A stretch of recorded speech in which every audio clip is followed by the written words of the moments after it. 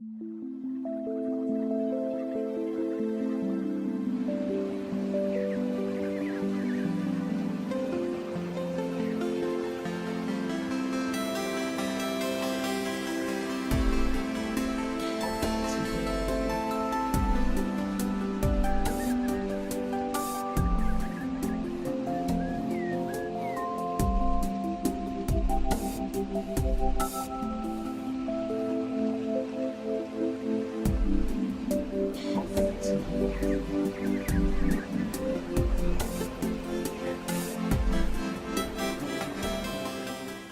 ಹೆಸರು ವೇದಮೂರ್ತಿ ಅಂತ, ಹೊನ್ನೇಬಾಗಿ, ಚಿಕ್ಕನಾಯಕನಹಳ್ಳಿ ತಾಲೂಕು, ತುಮಕೂರು ಡಿಸ್ಟಿಕ್.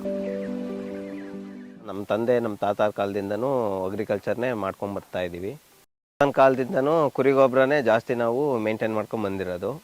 ಆವಾಗಲಿಂದ ತೋಟ ಎಲ್ಲ ಚೆನ್ನಾಗಿತ್ತು. ಈಗ ಮಧ್ಯ ಒಂದು 2-3 ಸಲ ಈಗ ಸೀಮೆ ಗೊಬ್ಬರ, ಅದೇ DAP, ಪೊಟ್ಯಾಶು ಅವೆಲ್ಲ ಹಾಕಕ್ಕೆ ಶುರು ಮಾಡೋದು. ಮತ್ತು ಅದು ಹಾಕೋ ಫಲಿತಾಂಶ ಸರಿಯಾಗಲಿಲ್ಲ. ಹಂಗಾಗಿ ಈಗ ಸಾವಯವ ಕೃಷಿ ನೋಡೋಣ ಒಂದ್ಸಲಿ ಅಂತ ಹಿಂಗೆ ಮೈಲಾರ ಟ್ರೇಡರ್ಸ್ ಅವ್ರನ್ನ ಕಾಂಟ್ಯಾಕ್ಟ್ ಮಾಡೋದು. ಅವಾಗ ಅವರು ಹೇಳಿದ್ರು, ಅಮೃತ್ ಅಂತ ಒಂದಿದೆ ಕಂಪ್ನಿ, ಆ ಗೊಬ್ಬರ ಹಾಕಿ ಅದು ಚೆನ್ನಾಗಿರುತ್ತೆ ಅಂತ ಹೇಳಿದ್ರು. ಅದನ್ನು ಟ್ರೈ ಮಾಡಿದಾಗ ಹೋದ್ಸಲಿ ಬರೀ 2 ಕ್ವಿಂಟಲ್ ಇಳುವರಿ ಬಂದಿತ್ತು. ಈ ಸಲ ಅದನ್ನೆಲ್ಲ ಹಾಕಿದ್ಮೇಲೆ 5-6 ಕ್ವಿಂಟಲ್ ಇಳುವರಿ ಬಂದಿದೆ. ಬಂದ್ಬಿಟ್ಟು 3/4 ಎಕರೆ ಇದೆ, 600-700 ಗಿಡ ಇದೆ. ಪೈರಾಗೋದು 500 ಗಿಡ ಪೈರಾಗುತ್ತೆ. ಈಶ್ವರಯ್ಯ ಅಂತ, ತಂದೆ ಗಂಗೇಗೌಡರು, ಹೊನ್ನೇಬಾಗಿ, ತುಮಕೂರು ಡಿಸ್ಟ್ರಿಕ್ಟು.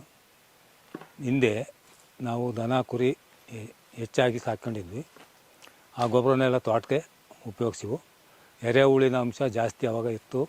ಇದೇ ತೋಟದಲ್ಲಿ 10 ಕ್ವಿಂಟಲ್ ಅಡಿಕೆ ಕೆಡವು ಆವಾಗ ನಾವು ಹುಡುಗರಲ್ಲಿ. ಈಗ ಈ ಕೆಮಿಕಲ್ಲೆಲ್ಲ ಬರಲಾಗಿ, ಕೆಮಿಕಲ್ಲೆಲ್ಲ ಅದು ಇದು ಹಾಕಿ ಫಲಿತಾಂಶ ಕಮ್ಮಿ ಆಗಿದೆ. ಕುರಿ ಗೊಬ್ಬರಕ್ಕಿಂತ ಈಗ ಅಷ್ಟು ಡೆವಲಪ್ಮೆಂಟ್ ಇಲ್ಲ. ಮಧ್ಯೆ ಉಪ್ಪನ್ನು ಕೊಡ್ತಿದ್ದೆ, ಅದು ಎರೆಹುಳಿಗೋಸ್ಕರ ಆಹಾರಕ್ಕಂತ ಕೊಡ್ತಿದ್ದೆ. ಆಮೇಲೆ ಈ ಸೀಮೆ ಗೊಬ್ಬರ, ಪೊಟ್ಯಾಶು, DAP ಅಂಥವೆಲ್ಲ ಕೊಟ್ಕೊಂಬರ್ತಾಯಿದ್ದೀನಿ. ಇಳುವರಿ ಅಷ್ಟು ಮೊದ್ಲಂಗೆ ಕಾಣ್ತಾಯಿಲ್ಲ. 5 ಕ್ವಿಂಟಾಲು 6 ಕ್ವಿಂಟಾಲ್ ಅಷ್ಟೇ. ಅದ್ರ ಮೇಲೆ ಒಂದು ಸಲ 8 ಕ್ವಿಂಟಾಲ್ ಏನೋ ಆಗಿತ್ತೇನೋ, ಅಷ್ಟು ಬೆಳೆ ಆಗ್ತಾಯಿದೆ. ಅಮೃತ್ ಕಂಪ್ನಿ ಗೊಬ್ಬರ ಈಗ ಹಾಕ್ತಾಯಿದ್ದೀನಿ. ಇನ್ನು ಮುಂದಿನ ಮುಂಗಾರು ಹೊತ್ತಿಗೆ ಇನ್ನೊಂದು ಸ್ವಲ್ಪ ಹಾಕ್ಬೇಕು. ಮೈಲಾರ ಟ್ರೇಡರ್ಸ್ ಅವ್ರಿಗೆ ಹೋಗಿ ಕೇಳಿದಾಗ ಅವರು ಡಾಕ್ಟ್ರಿಗೆ ಸಜೆಷನ್ ಮಾಡಿದರು. ನಾವು ಇದು ಮಣ್ಣು ಪರೀಕ್ಷೆಗೆ ಎಲ್ಲವ ಅವರು ಡಾಕ್ಟ್ರು ಬಂದು ಎಲ್ಲ ಚೆಕ್ ಮಾಡಿ ಯಾವ್ದು ಎಷ್ಟೆಷ್ಟು ಕೊಡಬೇಕು ಅಂತ ಎಲ್ಲ ಹೇಳಿದ್ರು. ಭೂಮಿಕಾ ಅಂತ ಒಂದು ಪ್ರಾಡಕ್ಟನ್ನ ಕೊಟ್ಟರು ಅಮೃತ ಕಂಪ್ನಿಯವರು. ಈಗ ಸಲ ಪರವಾಗಿಲ್ಲ ಇಳುವರಿ.